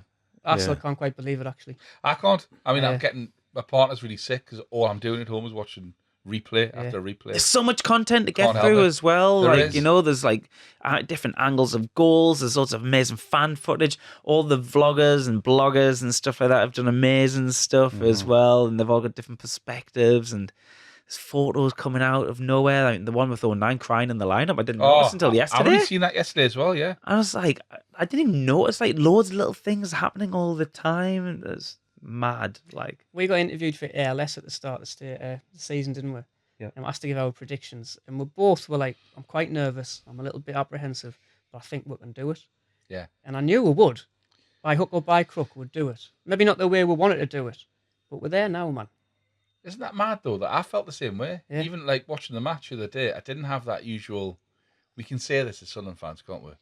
Like I said, Usual 4 or 5 dread. years ago, I would have inverted the feeling that I had at the weekend, thinking, yeah, even if we're winning 3-0, I would have thought, yeah, we can lose this. Aye. But I didn't have the sense that it was going to happen that way at all. And I don't know whether it's like that collective mentality of a city that is just feeling a bit more positive about it. Yeah. The cards that it's been dealt. I know, but And it plays its role, doesn't it? yeah, I but think it's it does. it's the fact that you've been there so many times, though. Aye. You've had that feeling so many times. It's the same with England playing. It's the same with all of that. You've always had that feeling. It's always a bridesmaid, isn't it? Do you know what I mean? But like the Coventry game, somebody said to me, Sunderland won that game in the same way that they would have lost it a year ago. yeah, Do you know what I mean? yeah. Nobody remembers how you played, though. Nah. Like, you know what I mean? Who's going to say, oh, it was with this and that? We got there, man. What was your favourite feeling? The Coventry goal or the winner the other day? Completely different moments, weren't they? Very different. I was in London, unfortunately, for the playoff semi. Oh, it was mental. But my mates were my mates are from Sunderland, so it was like a Sunderland kind of household down in Brixton. And obviously we all just hit the roof. Absolutely hit the roof. I didn't think we were going to win that one, to be quite honest with you. I was very apprehensive based on Coventry's kind of pedigree and how they'd done things up throughout the season. But I was hopeful for the final. Like, I just had this feeling inside of us. Obviously, the first 10 or so minutes, we were like, oh, yeah, man. And then, obviously, when the second goal got disallowed, I love VAR, mate. Like, it's amazing. Oh, no. My favourite thing. Yeah. And that save was world class, by the way. Aye. Absolutely world class. So many moments I in know. the game. Sorry. I had to go down the football Oh, rabbit no, hole. I'm sorry, mate. I Go can't help down it. it. Go down it. But it's just exciting. incredible. I'm It's obviously important, I'm very nervous. Start thinking about transfers and all this type of stuff going on. And Gonna put your I'm striker not- boots on. I'm not right now. no, like I'm saying, we will have to eventually. It's a bit I know. greasy and horrible, I'm and still in businessy, but I'm like still in the cloud. I'm still Yeah. up on, I'm trying on to a still high. enjoy like how amazing this feeling is. Do you know what's great? Like we're back on the map, on the football map. I think we put ourselves back on the map after the Dan Ballard goal, which sent us to Wembley. I think the football map, a football world are like, Sunderland Oh, are hold on a back minute. regardless. Yeah. Yeah, exactly. But I think now the city's back on the map, and it is a bit disappointing and a little bit kind of like, oh, is this what it takes to get the city back? But it does help. The fact that my little boy can buy a sticker book and his team's going to be in there. The fact that we can play fantasy football and our team's on there. The fact that my little boy can buy FIFA and win the thought Premier about League, that. like stuff like Yes. that. Fantasy Football. football. It makes a big difference. Yeah. If he's in a league, like, please. Oh God, have you got a league or anything? He's good, mind. Start one. Yeah. I won my mini league this year. Like, Did you? take it seriously. I got relegated out of my league. I always I'm in a always league feel with Chesney definitely- Hawks. Just Yeah, the one and only. Yeah, he's good. What a claim. I like that. I know, but I got relegated. That's the thing. When you're not in the Premier League, you take your eye off the ball. Yeah, you do. Now we're in the Premier League, but it's good. It's great for everything. I think and we won't take it for granted this time. And we won't No. mourn if we get beat every week. We just need to win. Like, was it 6 games or something like that? the low bar. But if we do, come on. This city and the club and the infrastructure deserves to be up there. It does 100%. And we got the football right this time as well. We will, man. Look at some teams in the Premier League now. Man, you've got Notts Forest, Bournemouth, Brighton. They haven't classically been mainstays of the Premier League. Maybe before our kind of time, but if you do it right, you can get where you want to be, essentially. Yeah. And even if we turn up being like Leeds or Burnley or Southampton or whatever, so what? It's the way it is, isn't it? Still support the lads. Yeah, and we've got those amazing moments, haven't we, for like decades now. I think we'll be talking about this playoff run for the rest of my life. Yeah. Definitely. We'll all be speaking about. And I actually thought about that going into the final as well. It's like, even if it's not our day to day, everyone will still be like, well, we had a good playoff run, and we had that moment. And football's about moments. Life's is. about moments, isn't it? Yeah, it is. So after this game, what was the night like after that? What was the celebrations like? Well, he had a gig, so you were probably... didn't. But you must have Priest tagged the did. celebration on, because you must have known like the result in that. You must have been glued to the phone, right? No, we watched the entire match at home, and then we had a gig. But it was in Northumberland, the gig. Mhm. So we did the only thing that a true Sunderland band would do. We did the entire gig in our Sunderland strips. Oh, good lad. I love that. Nice. Yeah. Yeah. Went down all right. Did it? Did it? Yeah. Yeah. That's an acceptable thing, isn't it? All right. Oh, all right, lads. Yeah. How about yourself, Frankie? Did you kind of, was it, Yeah, what happened? There was like... You get messy or not? I mean, I don't think I could drink anymore, to be honest, but I did give it a go. I got into like 3 or 4, and like it was like a do, which was put on for us in central London. I just remember like thinking, "Oh God, that was a good night." And then I saw people going out after the party.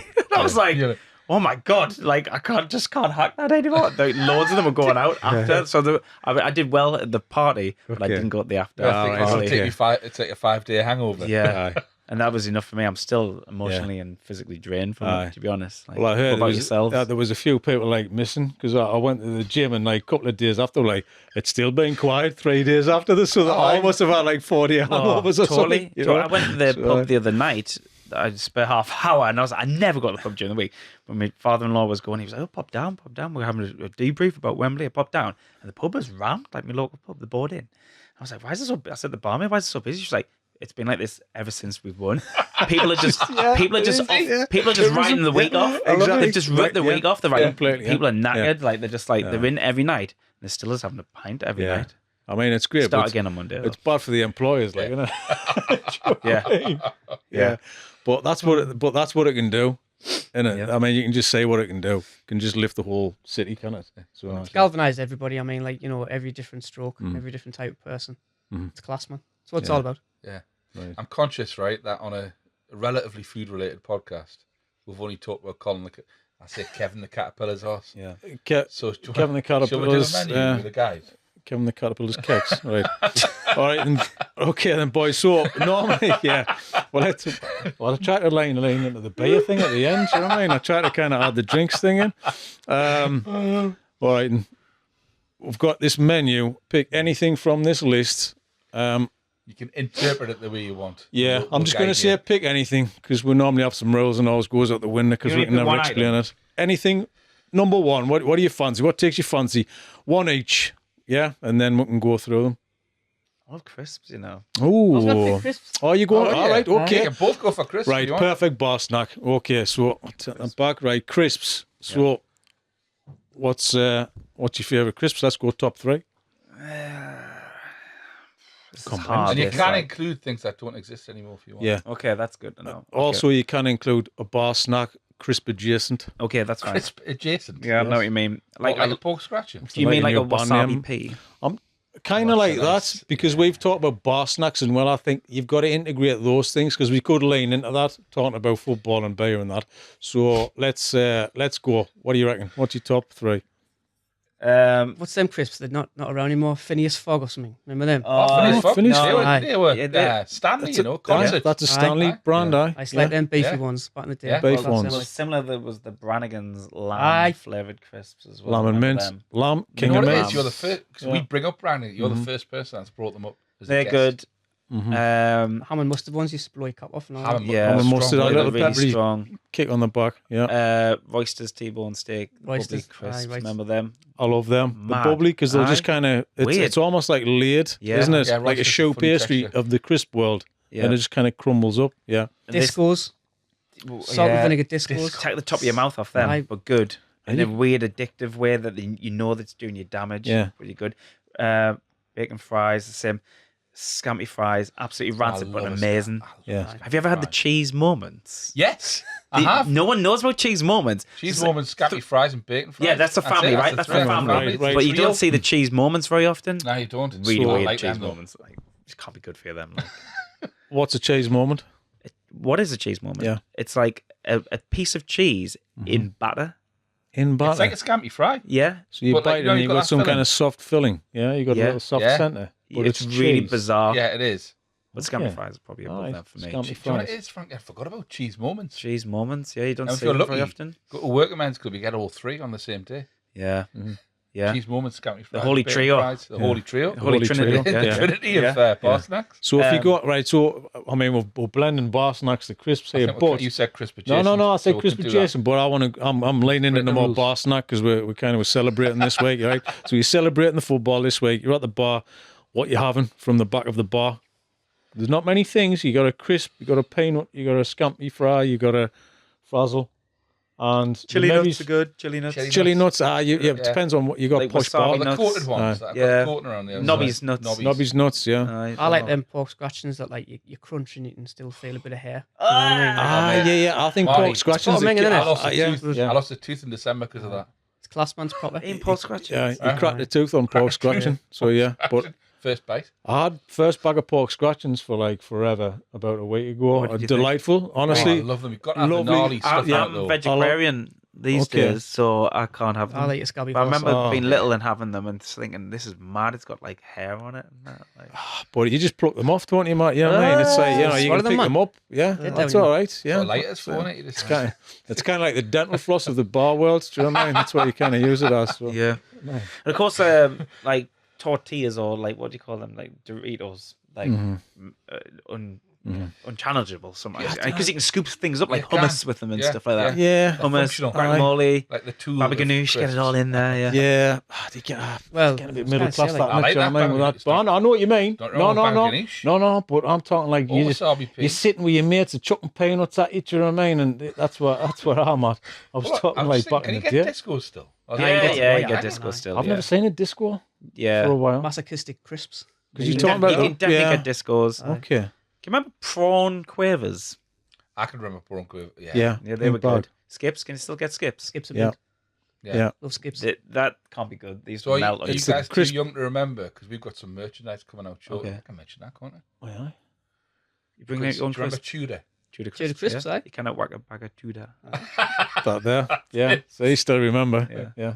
You can You find bring it out, on you bring YouTube out as well. Tudor crisps. Oh, no. Yeah. I'd love to. What do you remember when crisps went all in foil? So Seabrook, I think they were maybe the last ones to go blacker, into you foil. can see through. Yeah, And yeah. did you ever used to put your crisps in the oven? Make a little crisp Yes. packet. Mini We've crisp talked packet. about this. We've Yeah, mini talked crisp about for that action before. men. Yeah. For action men or Nobody Barbies mentioned or it whatever. just shrinks down to a mini version Yeah, of but you that can't do crisp. it unless the Action if men the or foil. Barbies. If the foil, they can't. Really? Yeah, so we have Yeah. to do it with the So cheapest. we, Ah, right. Okay. who did we talk We about? talked about that with about 'Cause I used shrinking to was do a big I used to thing, put wasn't it? That was a I used to huge get thing, a hole huh? punch Aye, in Kieran. the corner. Yeah, keyring Yeah, out them. keyring. Keirings, aye. Yeah.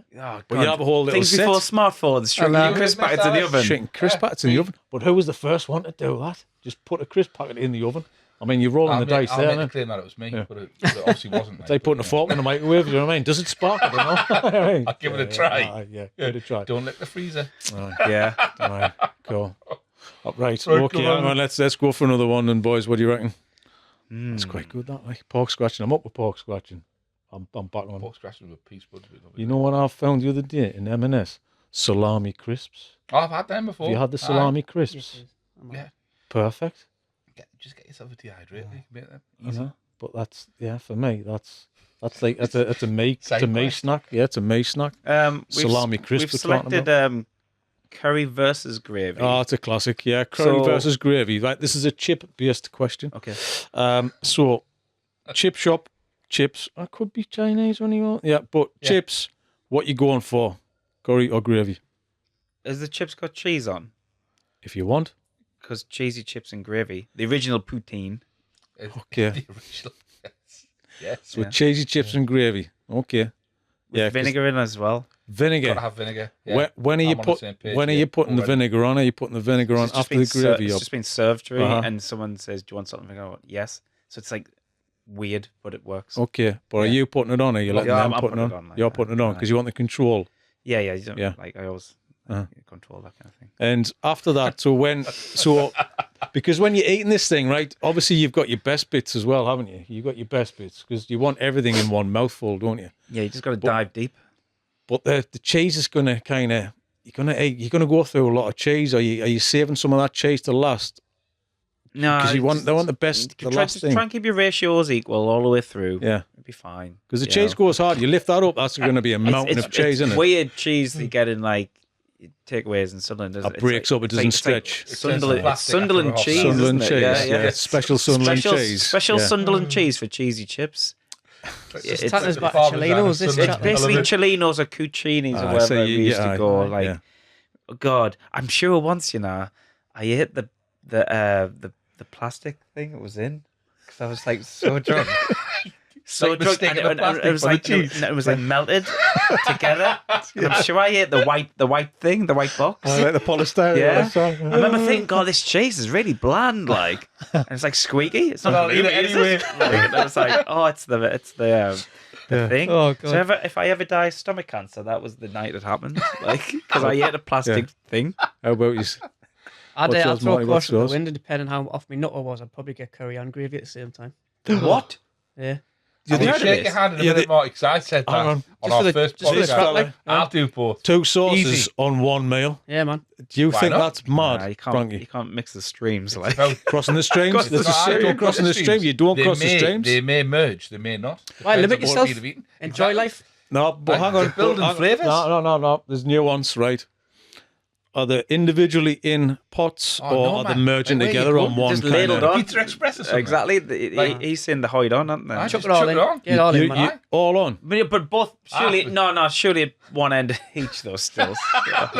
Yeah, you need a divide of some sort. What colour does it go? Yeah. Doesn't matter, man.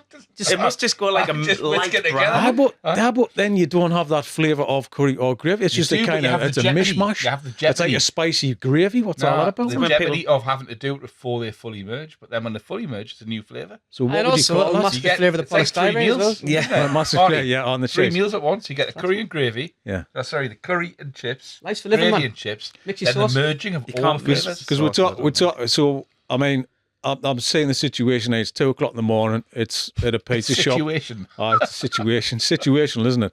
2:00 in the morning, pizza shop. These are pizza shop chips. They're not chip shop chips. Exactly. Yeah. Right. Pizza shop chips. So you ain't getting batter on there. No. But if you were to go to a chip shop and have the batter on, are you having batter on? And does that change? Does that order change? I think if the chip shop chips, it's probably just curry sauce and chips with batter on. Because you're not getting cheesy chips in a fish shop, are you? No, you didn't. No. All right, okay. So you respect the chip shop chip. Of course. All right, okay. Yeah. Right. Nah, I've put my flag in the ground now. If I went to a proper chip shop on a Saturday afternoon, I'd get curry and gravy as well. You would still do it. You would still going in. You would never get cheesy chips. No, you don't get cheesy chips. No, you can't get cheesy chips from a chip. You're getting scraps on. You're getting butter on. Do you know what I accidentally got recently? Cheesy chips from an Indian, and they did it with paneer, and it was amazing. Was it really? Yeah. Accidental.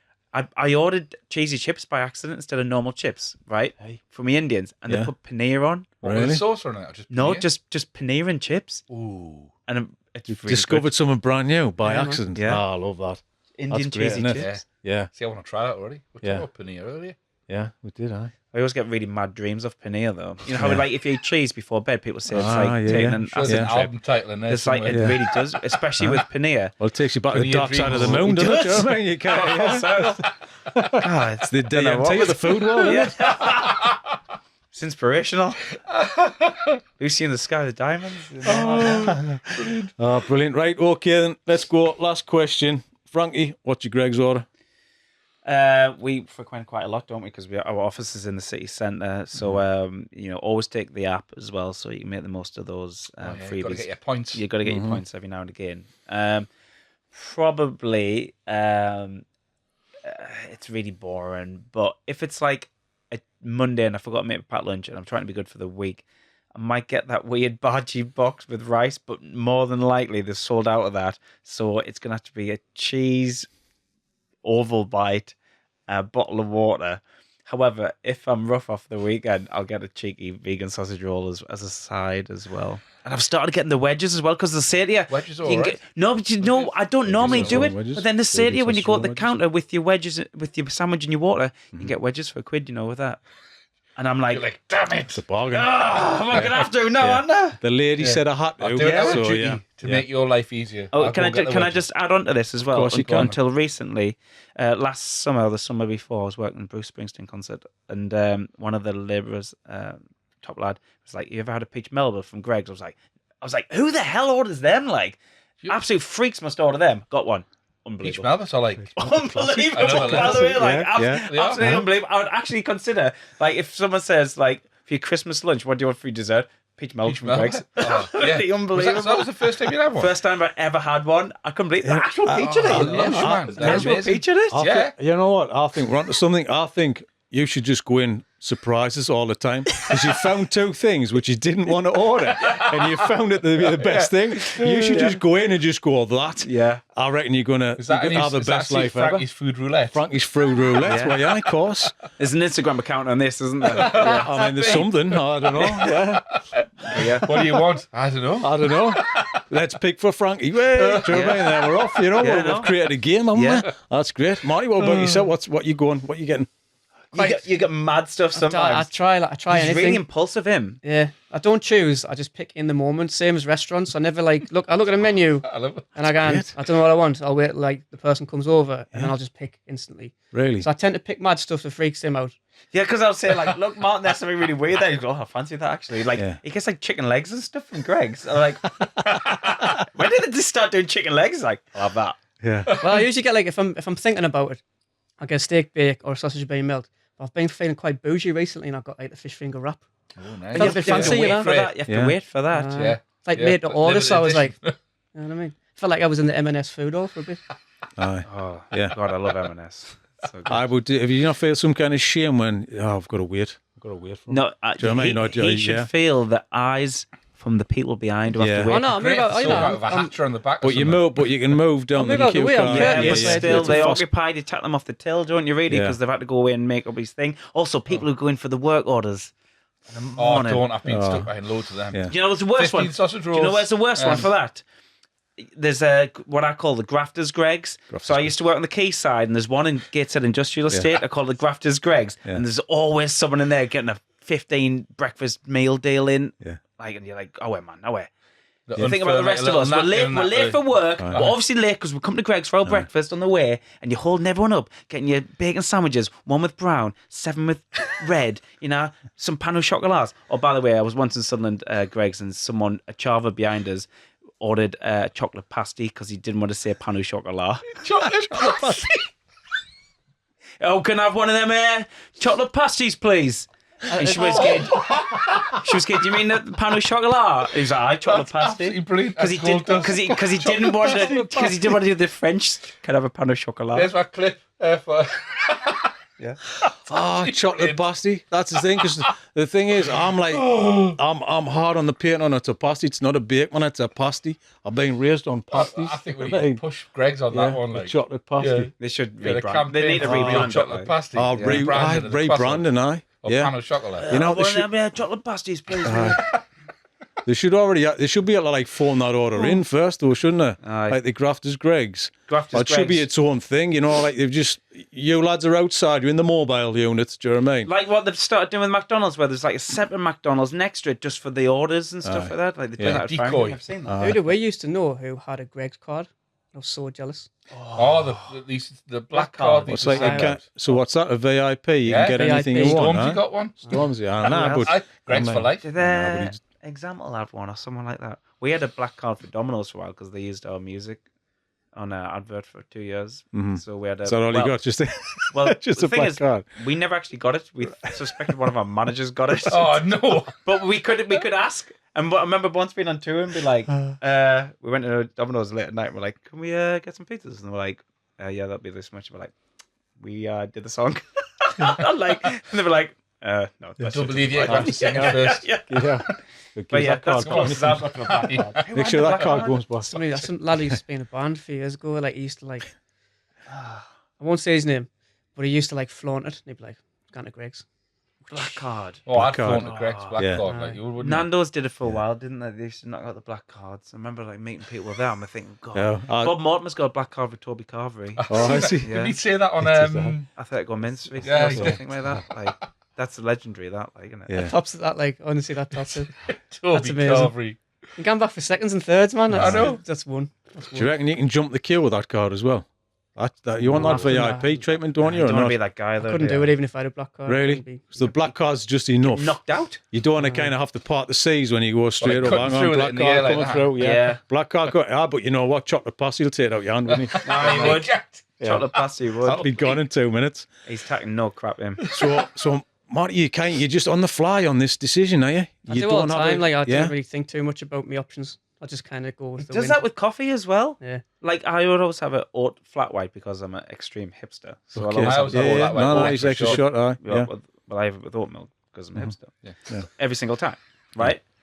He'll kind of get like one day Americano, next day like an iced vanilla latte and stuff like that. Wow. Go try things. Keep them don't you? guessing there. I Yeah. like that. But that's like Yeah. his morning orders Yeah. are different every time. Are you doing this on purpose? Or are you just doing this just because this is the way you like Gotta things? Try things in life. You know what I mean? You got to It's live like life. an approach to eating, Yeah. isn't it? Like, like no Yeah. grasping, just move on. All I the just- time. I- It's with you. I'm just thinking, like, in couldn't do 5 that. years' time, like, he never liked any of it. He's just doing it just for the laugh, just to say what, just to say the reaction.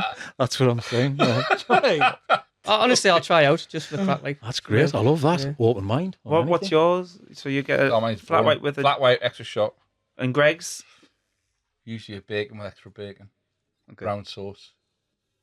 Okay. You're because you went for the breakfast thing, aren't you? Yeah. Aye. So anyway, my first corned beef pasty for 15 years about a month ago. What was it We like? put it up online. That was tremendous. Was it was it tremendous. exactly what you Yeah. remembered? It was because I was worried about the corned beef to potato ratio in it. Yeah. Do you know what I mean? I thought it was going to go heavy potato because it's cheaper, but it was still just as nice as I remembered. I thought I'll just go 2 bites, see what happens, because it tends to rift. You know, you got that corned beef rift. Just hoovered it straight in. Do you know what I mean? Fantastic. You been like? Did you try a different diet or you?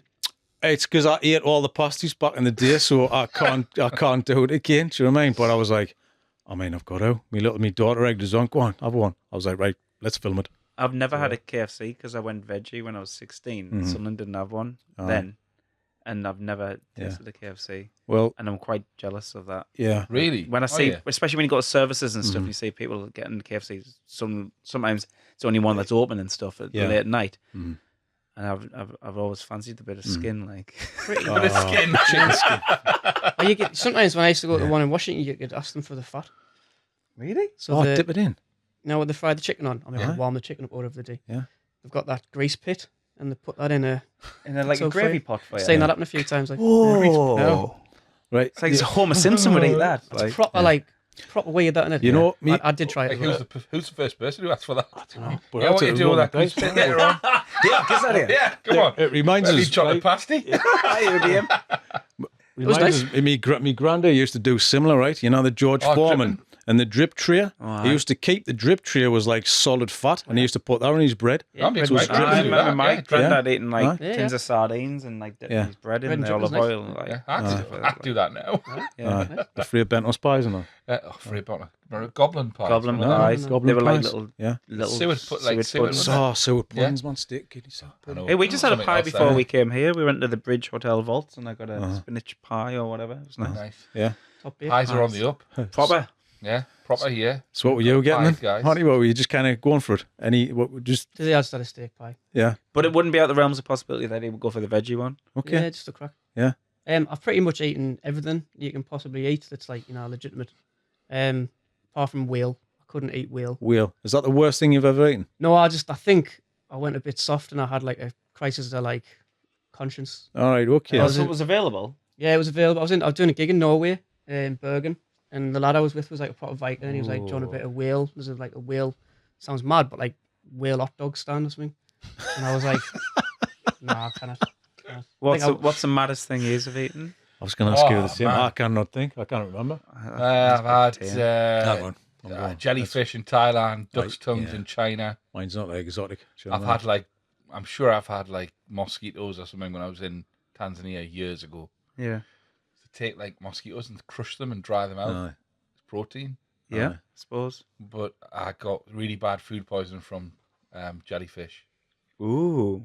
And duck's tongues were like full on gizzards. It wasn't like a delicacy. It wasn't like you would get at a restaurant here. It was like presented. It was literally duck's tongue pulled out, well deep fried. You know what? This rests my case as in why eat it. Because you've had 2 bad experiences with things that I don't think you should be consume. Well, I wouldn't eat the. you know I what wouldn't mean? have the jellyfish again, but I'd have a duck's tongue. Like, Would you? I've had gizzards Go before. to- It's all right. Like, yeah. that was all right. Taste wise, it was nice. Well, Well, saying that, we were no. talking about tongues. Tripe. Tripe. Oh, tripe's all right. mad that. I see. I tried for years. I've had it 3 times. First time I hated it. Second time, I was in Paris and it was tripe sausage, and I was like, Right. "I'll be Okay. all right." Well, it took me 2 years to like olives. Do you know what I mean? So, you know, it's I still don't like olives. And everyone says, every time I see an olive, try an olive, and then one day you like it. Every time I try an olive, it tastes absolutely disgusting. I am quite adventurous, right? I remember, like, me, my brother, and my wife went out to London, and there's a French restaurant next to Piccadilly. I don't know what the French restaurant's called, but it was kind of cheap, and it was, like, looking quite decent. So we went in, and because I'm adventurous, I picked a tripe sausage and chips, basically. And the waiter came over, and the waiter was like, "Are you sure?" And that's probably a bad sign, isn't it? Yeah, he was doubting that. Yeah. I went, of course, mate. I brought it over, and it literally was like an intestine inside skin, which was fine because I've had tripe before, you know, with vinegar, like classic and all that. Yeah. But it just wasn't even cooked. It was like room temperature intestine. Mm-hmm. And I had a good go. Mm-hmm. I had to like pack in. I was kind of gutted. Yeah. My brother still rinses his because he got steak and chips and he had it last time, you know what I mean? Aye. That's the thing. It's rolling the dice and risking that meal. Aye. I cannot risk that meal. Yeah. I really cannot. But yeah, mine's never been that exotic. I mean, I like tongue. Well, I had some tongue last week. It's lovely. Like ox tongue and stuff like that. But yeah. So, but yeah. When we were in France on tour, we had horse steak. Mm-hmm. I've had horse before. I had some horse in Italy. Yeah, main course. I've had some horse in Italy. So like, Me dad's family come from travellers, and his granddad told him how to bake a hedgehog. big hedgehog. Yeah. You wrap it in like you get like you find some like really like thick clay, right? You find a hedgehog. You find a hedgehog. It dies. Yeah. And then then you surround it in like soil, but like clay soil, and you can hide it on a fire. And then when you then you take the soil off, and when you take the soil off, the spikes in the skin come off with the clay, and then you eat it, and it's meant to just taste Right. So right. I raised the question: I never had it. would you try it? Marty, will you try it? Hedgehog. It sounds all What a right. quandary to be in. My dad reckons it was all right. But you go for like, you know, the meaty top thigh or something of a hedgehog. Has Is a it that hedgehog big? got a meaty top I thigh? reckon big, they've got kind of good like thighs. Sitting Like, there, yeah. I don't know, because they kind of lifting that big body, aren't they? So they might have, Hedgehog it might be glutes. underneath. They can climb fences. Big hedgehog glute. Seen them? Yeah. Coming to the menus near you. I'll take the hedgehog glute, please, with a. And you can use, and then you can use one of the spikes as like a toothpick. See, I mean, nose to that's it. tail eating. Nose to Yeah. tail That's eating. what I like. Yeah, Yeah. nothing wasted. Yeah. Oh man, Yeah. brilliant. There you go. Brilliant. All right, boys. Thank you very much. Oh, it's been got a gift fun. for Oh, you. hang on. Hold on. Hang on. Go on. I thought you were going to get up and walk over there and get it. Oh man. Oh, he's going to break it. Right. You're in the same office, aren't We you? are in the same office. there you And we're go. going to bring you. Limited edition. Oh, Limited edition. This It's is our little beautiful. Look collab at with this. a local artist. Handmade. Who's the That's our artist? Handmade. There's a girl called Laura Wigham. Our business is called Wild North, so she's doing a merch collab with us on a couple of different things. So that is a signed, hand printed one. Limited edition. This is there, great. boys, Do you know what? yeah. In return, we're going to bring you a Music City status certificate for Get you this. a few love few that. t-shirts. Fantastic. And a couple yeah. of t-shirts, yeah, as well. Oh, Pink yeah, okay, slice. okay. Absolutely phenomenal, by the way. Pink slice. You're loving the pink Little slices, heroes yeah. up there. Yeah. slices everybody yeah. love. Oh, exactly. Shout out yeah. Muller's Bakery. Mullers do a good pink slice as That was well. it, yeah. They do the frogs as well. Thank you so much.